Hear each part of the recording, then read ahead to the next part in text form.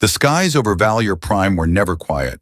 Even on the rare days without bombs, without fire, there was always something burning in the air. Smoke curled from distant hills like the planet itself was exhaling sorrow. The clouds hung low and heavy, stained crimson with the blood of old wars. And beneath those dying skies, the camp burned. Chains rattled. Flames cracked against rusted steel walls. In the center of the chaos, surrounded by screaming engines and shouting men, there stood a cage. Inside that cage sat a girl. Her name was Elaria. She had not spoken in 2 days. Her wrists were raw from the chains. Her silver skin was bruised, her legs folded under her like wilted stems. The dress she once wore as a symbol of royalty was torn and blackened with ash. Her breath came slow, shallow, but her eyes were not dead. Not yet. She watched the guards laugh. She watched the auction board light up with numbers and names, the highest bidder flashing in blood-red glyphs. Tomorrow she would be sold. To the worst of them, Warlord Varnock, a man known not for how many battles he won, but for how many lives he crushed after. And no one was coming for her. Her people were scattered. Her palace burned. Her name was no longer spoken in honor, but in whispers. A relic, a warning. And then, the sky cracked.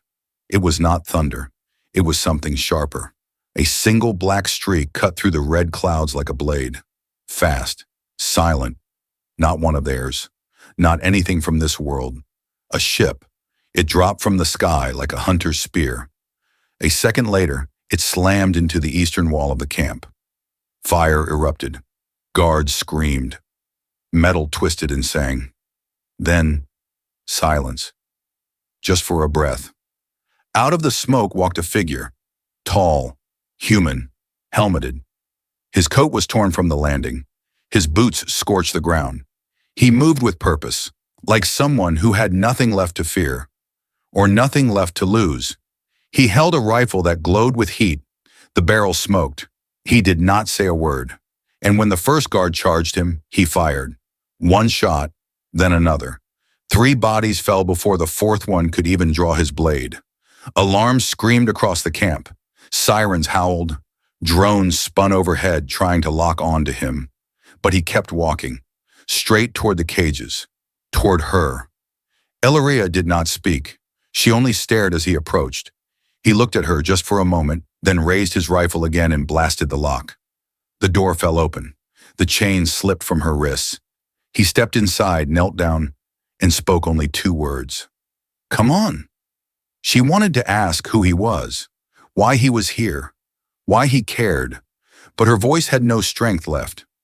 So she reached for him with shaking hands, and he lifted her like she weighed nothing, carried her out through smoke and fire, while the camp behind them collapsed into chaos.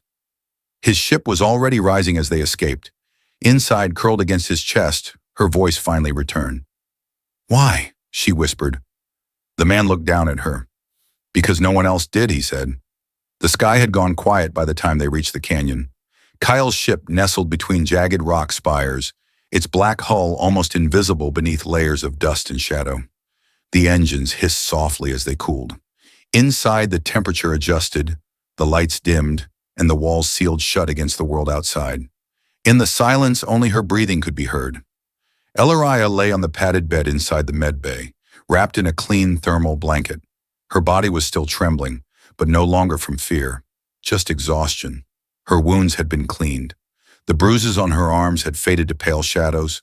The cuts on her legs had been sealed by medical gel. She was alive, truly alive, and yet her eyes never left him.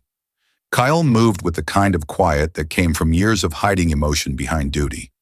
He sterilized the last scalpel, wiped his hands, checked the scanner readings. Then he sat. No words passed between them for a long while. Elaria broke the silence. "You're not like the others." Kel didn't look at her. "I'm not. You didn't try to trade me, or touch me, or claim me." He looked at her now. "I didn't save you to own you." She nodded slowly. "I know. But that's the problem." He frowned slightly. She sat up, slowly, wrapping the blanket tighter around herself. "Where I'm from, saving someone like me is not just rescue, it's right." right? The right of first night. Kale said nothing. He waited. It's an ancient vow, she continued. When a woman of royal blood is saved by someone, not of her people, she must offer herself, her body, her trust, her loyalty. If she does not, she carries shame, and so does her name. Kale's jaw tensed. So you're saying you're bound to me now? She shook her head. Not bound, I choose. But if you don't accept, she said quietly, my people, what's left of them, will say I refused our oldest law. I will be dishonored, forgotten. He stood up, walked to the other side of the room, looked out through the viewport. The canyon beyond was dark, silent, peaceful in a way the rest of this world had forgotten. I didn't rescue you for a tradition, he said. I know. I don't want your body as payment. I know that too. He turned to her. Then why are you still offering it? Illyria stood now. Her legs were still weak, but her spine was straight. Her voice was steady. Because you took nothing from me, not even a glance. And that is why I choose to offer it. Not from duty, not from debt, but because I want to give something no one ever let me give. Cal looked at her for a long time, then finally said, Tonight, we share a fire, not a bed. She blinked. You refuse? Number. He gave a soft smile. I accept your bond, but I want the first night to be yours, not mine. Her lips parted. You honor me more than you know. Later that night, they sat beside a small fire near the landing ramp. It wasn't cold. The fire wasn't for heat. It was for something else. For her. Illyria wore a simple robe Kyle had found in the ship's stores. She had washed the dust from her skin. Her hair was braided in the style of her house. A golden mark shimmered on her forehead, the symbol of gratitude, a symbol worn only once in a lifetime. They sat across from each other, legs folded, palms open. Illyria spoke softly, in the language of her people. I share this night not to serve, but to see, not to belong, but to bond, with the one who took no power, only pain. Kale looked into her eyes and answered, his words not sacred, not royal, just honest. I don't know your ways, but I know this. I will never forget the woman who stood tall, even when chained to the ground. She smiled, not as a princess, but as herself, under the stars with no touch, no command, and no shame. They shared the truest first night her people had ever known, not because they had to, but because they chose to. The fire had long burned out. Ashes rested cold inside the iron ring near the ramp. The canyon was silent again, carved by time and wind and war.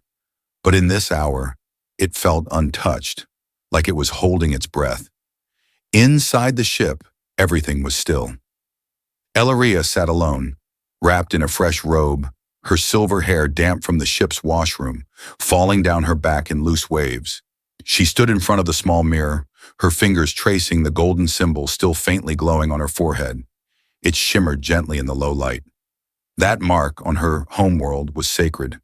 It meant she had offered herself, her body, her spirit.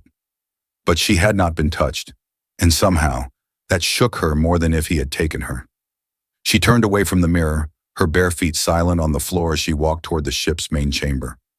Cal sat near the control console, fixing a broken panel with quiet focus. His sleeves were rolled up, tools scattered on the floor around him. There was no tension in his body, only stillness, like someone who had made peace with silence. She watched him for a moment, then sat across from him, folding her hands in her lap. Did I do something wrong? Cal looked up, one brow raised. Number, why would you think that? You gave me the night, but when it ended, you looked sad. He smiled faintly. Not sad, just thinking. About me? He didn't answer right away. She lowered her gaze, voice quieter now. My body is healed, strong again. If you wish, we can complete the bond. Kyle set his tool down gently, then looked her in the eyes. Illyria, she lifted a hand. Let me finish. She took a breath. I'm not offering because I owe you. I'm offering because I want to know what it's like, when it's safe, when I can say yes and mean it. Cal's expression shifted. His eyes softened. Has no one ever given you that choice? She shook her head. Even before the war, I was promised to another. A royal. We had never spoken, but the union was arranged. I was never asked what I wanted. I was trained to smile, to speak gently, to prepare for the night when I would be taken. She looked up again. But now, for the first time, I want to choose. I want my first time to be with someone who let me say no. Someone who held my hand, not my throat. Kyle stood slowly and crossed the space between them. He didn't reach for her. He just sat close, close enough to hear her breath, close enough to be present. You're afraid, he said gently. Yes, so am I. She blinked. Why would you be afraid? He looked past her, to the stars outside the ship's narrow window. Because I've done things, in war, in dark places, things that paid well and cost more. I've been paid to hurt, to kill, to protect. But I've never been asked to be gentle. She reached out and touched his hand. You were gentle with me. Their fingers didn't interlock, but they rested side by side, pulsing with warmth. Silence wrapped around them again, but this time it wasn't heavy. It was whole. Then she spoke again, voice barely above a breath. Will you stay with me tonight? Not as protector, not as savior, just as Kale. He looked at her for a long time, then nodded once. And that night, they lay together. Not in fire, not in passion, but in trust, in truth. Side by side, breathing as one. No kisses, no need. Just the soft comfort of presence, the kind that says, you're not alone anymore. And somewhere deep in her chest, the last chain fell away. Not because he broke it, but because she chose to let it go. They arrived at dawn. The ship hovered above the jagged skyline of what was once the capital of the Zalari kingdom. Now it was a skeleton, towers cracked like snapped bones. Market halls hollowed by fire. The old flags still hung from rusted beams, but the wind had long forgotten how to move them. Below, the gates creaked open on hinges, stiff with sand and silence. Kyle stood at the edge of the ramp, armor half dusted from the canyon. Ilaria stood beside him, her robe now replaced with what remained of her ceremonial armor. Silver plates, a sash torn but worn with pride. Her head was high, her spine straight. She had not returned as a prisoner. She returned as something else. A crowd had gathered beyond the broken plaza, survivors, elders, former nobles who had stayed behind or crawled out of hiding when the warlords fell silent. Their faces were hidden behind fine cloths and layered veils, but their eyes, all of them, locked on her and on him, a human. Cal felt the weight of their stares, not curiosity, not fear, judgment. He didn't flinch. Ilaria stepped forward, voice calm but caring. I have returned. Her words echoed through the stone. I escaped the camps. I survived the burning sands. I now stand before you, free. Some elders bowed their heads. A few guards at the edge lowered their rifles. But one man, tall, robed in crimson, stepped forward. Lord Sereth, his voice cut through the morning air. You come back with a human at your side. Ilaria didn't move. I do. Did he take you? The Lord spat. Did he touch royal blood without bond, without blessing? Kale's hand moved slightly toward his sidearm, but Ilaria raised her hand. Number he did not take, he gave.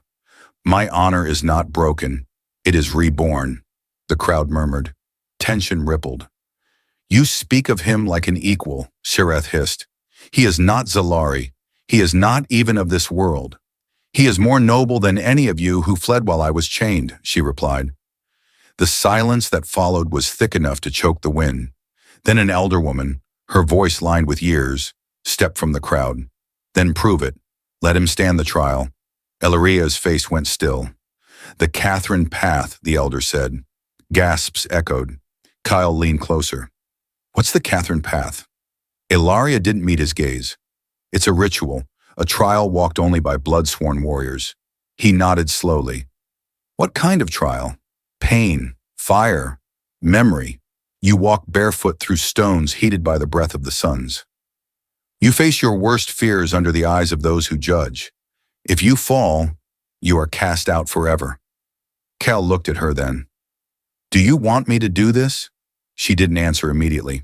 Then softly, I don't want to ask this, but if you don't, they will never accept me again. He stared up at the distant courtyard where the path waited. Stone smoked in long red lines. The scent of burning copper hung in the air. He gave a faint smile. Then let's burn. That night under the twin moons, the trial began. Cal stood at the start of the path, shirtless, silent. Elders lined the sides.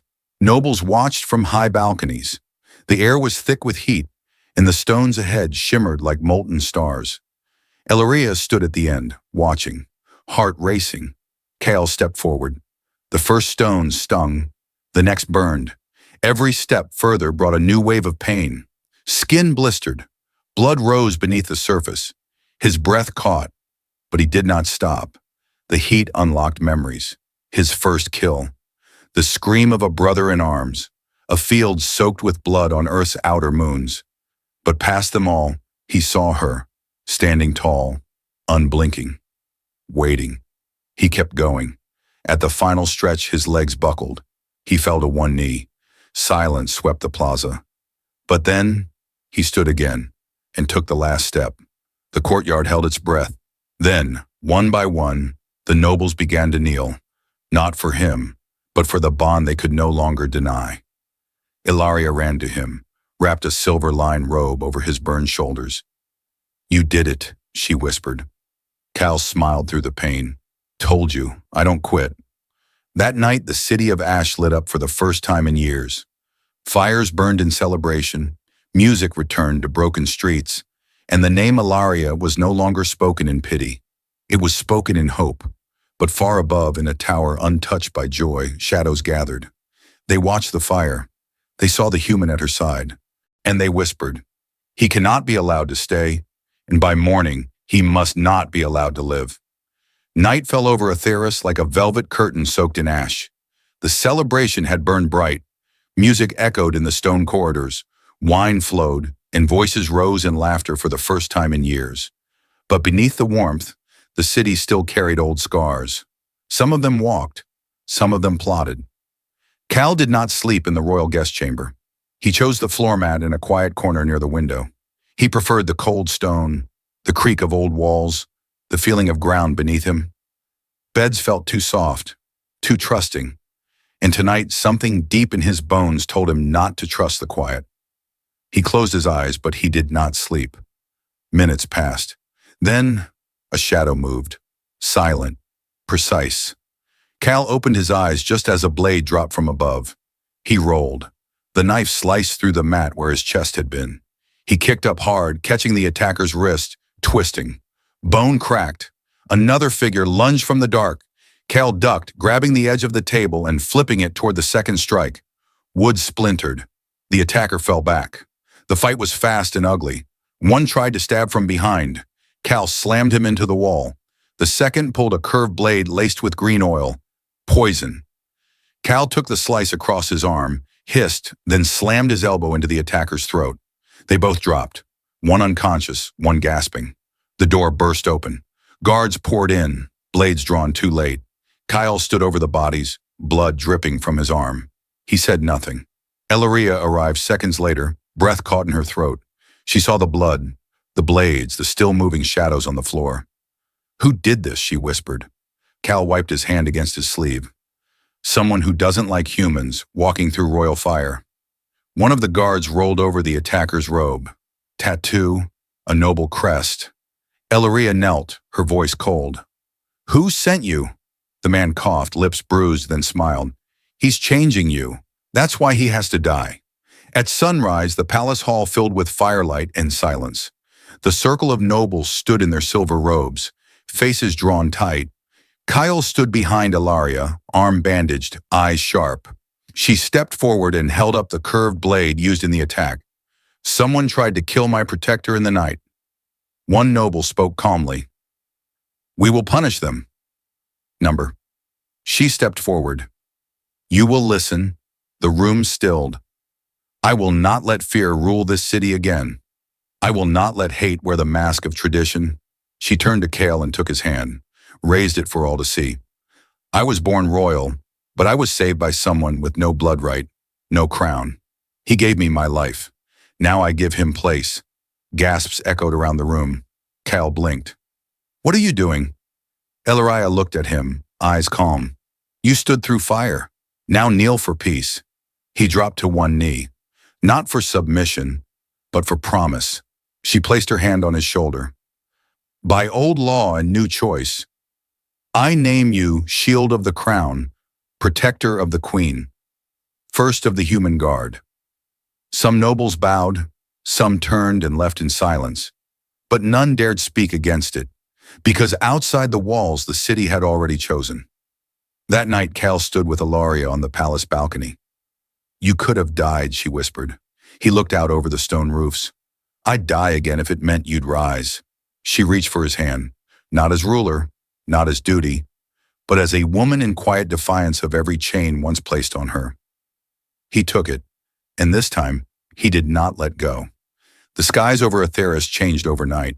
One day after the declaration, the wind shifted, the clouds thickened, and on the far edge of the horizon, black banners began to rise, tattered, cruel, soaked in ash and conquest. The warlords had returned, not in silence, not in secret, but with fire. Kyle stood at the top of the palace wall, his armor newly forged but already scarred. Silver-plated plates shaped to his earthborn frame, reinforced at the shoulders, marked with the queen's crest over his chest. He didn't feel royal. He felt ready. Behind him the city stirred. Children were ushered into lower tunnels. Elders were guided to shelters carved into the cliffs. And every able-bodied soul who could hold a blade, a spear, a hammer, was summoned. They did not know war, but Kyle did. In the war chamber, maps were scattered across a long stone table.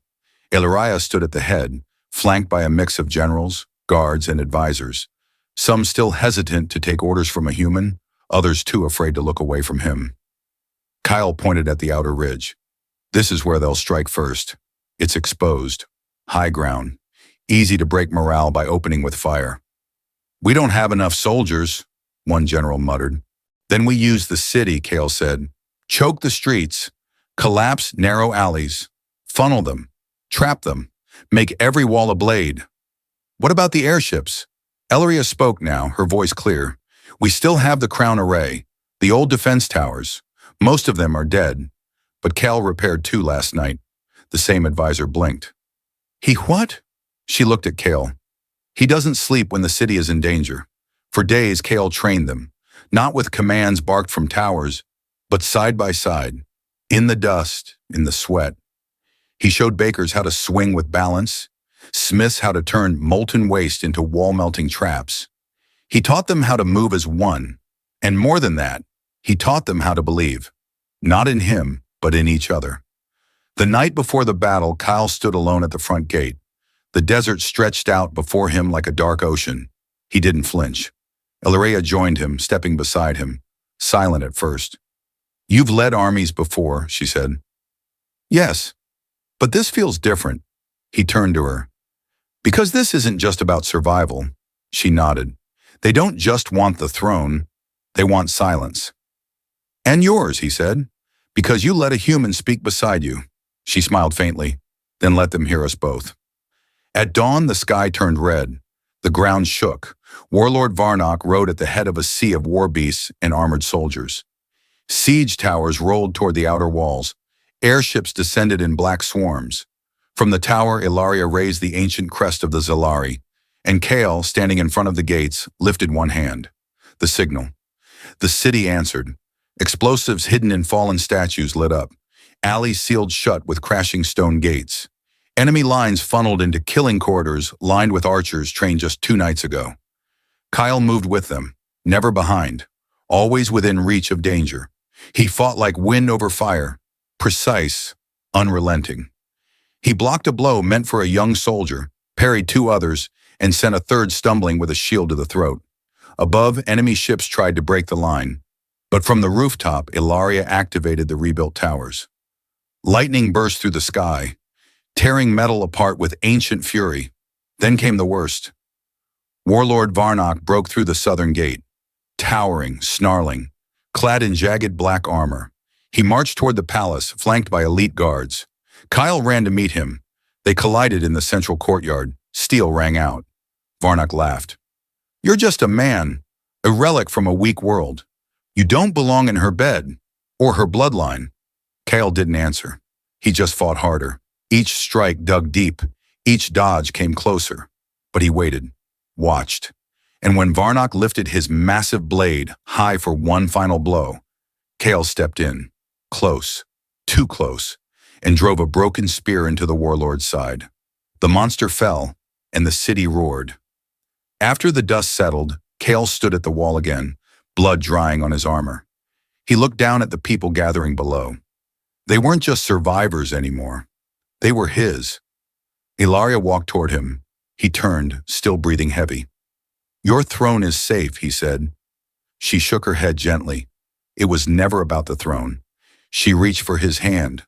This time, not with politics, not with tradition, but with everything she had. "You're my crown now." Atheris no longer echoed with sirens. For the first time in years, the city breathed without fear. The fires had been put out, the bodies buried with honor. The crimson banners of war had been burned, replaced by white cloth and gold-threaded emblems bearing the sigil of the reborn crown. And beneath that quiet, something more fragile stirred. Something no fire could forge. Inside the royal chambers, soft violet light filtered through the carved windows. Candles flickered low, their glow dancing on polished stone. The air smelled of herbs and clean linen. Peace had returned, but it had come at a cost. Cal stood alone on the balcony. His tunic was plain, sleeves rolled up, arms still bandaged from the trial and the battle. The bruises had begun to fade, but the ache remained, a weight in his shoulders, in his back, and somewhere deeper where no blade had touched. He looked over the city he had helped defend. Not his home, not his people, and yet the only place that had ever made him feel needed. Behind him, footsteps. He turned. Ilaria stood at the threshold, not in armor, not in royal robes. She wore a gown of silver silk, flowing like moonlight, bare at the shoulders, her hair loose and falling softly around her face. There were no guards, no advisors, just her. Kyle stared. She smiled gently. "You look like you're expecting another battle." He gave a quiet laugh. "Honestly, I wouldn't be surprised." She stepped forward, her feet light, voice soft. "You've faced monsters, trials, assassins, and yet you still stand." He met her eyes. "I've faced worse." She tilted her head. "Like what?" "Loneliness," he said. She blinked. "And now?" He looked at her, voice steady. "Not anymore." Silence wrapped around them, but this time it was different. Not heavy, not awkward, but full. She stepped closer. No titles, no customs, just a woman reaching for something she had never been allowed to have. She took his hand. He let her. Her fingers curled around his slowly. Then she whispered, "The first night was for honor. This night is for me." Kyle searched her face. "What are you asking?" She shook her head gently. "I'm not asking. I'm offering. Not for tradition? Number? For nothing but love." Her voice did not tremble. "Love not for what you did, but for who you are. You didn't save me to take. You didn't fight to earn. You didn't push. You waited until I could stand." He reached up, his thumb brushing a strand of hair from her face. "Are you sure?" Ilaria closed her eyes and nodded. "This is the first thing I've ever been sure of." That night, under the quiet breath of starlight, they came together, not with urgency, not with fire, but with slow hands and steady hearts. They kissed not like strangers seeking comfort, but like two souls recognizing something ancient, something finally theirs. Outside, the city slept. The wind moved gently between towers, whispering through banners. And in the highest chamber of the palace, a queen and a man without blood right shared something no law could command, no tradition could name, a bond chosen in silence, sealed not with duty, but with trust. The war was over, but the story had only just begun. In the days that followed, Atheris began to heal. The streets once stained with ash, now filled with the sound of hammers and laughter. Children ran through courtyards that had once been silent. The old songs returned, not as echoes of the past, but as promises of something new. People whispered of the queen who came back from chains, and the human who walked through fire for her. Inside the palace, a chamber had been built with no throne, just a long wall of etched glass, glowing with soft blue light. On it were names, not of kings, not of generals, but of those who stood for something greater than bloodlines. At the center of the wall, one phrase written in both human script and ancient Zelari glyphs. No crown was placed, it was chosen. Kyle stood there now, reading the words not as legend, but as memory. His armor was stored away, his weapons locked up. He wore a simple tunic, sleeves rolled, as he passed through the halls, not like a stranger, but like someone who had belonged all along. Behind him he heard her voice. "You are still not used to the quiet." He turned. Ilaria leaned against the archway, her gown flowing gently with the breeze. Her hair was unbound, her crown nowhere to be seen. Yet she looked more royal now than ever. "I am getting better," he said. She smiled. "Do you miss the chaos?" He paused. "I miss the reason for it." She walked toward him slowly. "Then let us build something worth protecting. Together." That evening they stood before the people, not for ceremony, not for spectacle, but because they had something to say. Ilaria stepped forward first. "I was raised to believe that strength meant blood and tradition, that the only bonds worth trusting were those given by law. But he taught me something else." She reached for Kale's hand. "Strength is not what you are born with. It is what you choose to hold on to, and who you choose to stand beside." Kale looked at her, then at the crowd. "I never came here to change a kingdom. I only came to save a life. But she changed mine first, not with power, with permission, to be more than what I was made for." That night there were no guards posted, no fear, just light in every window. And in one quiet corridor of the palace, a painting was hung. It showed a woman standing on cracked stone, head held high, and beside her, a human with no crown, no title, only open hands. The plaque beneath it read, "She gave him her trust. He gave her a choice." And now to you, watching this story unfold from across galaxies of thought and time, what would you have done if you were her? Would you follow tradition or choose something uncertain but true? And if you were him, would you accept a bond born of ceremony or wait for the moment it was freely given? Tell us in the comments. Because sometimes the most powerful thing in the universe is not what is taken, but what is offered by choice.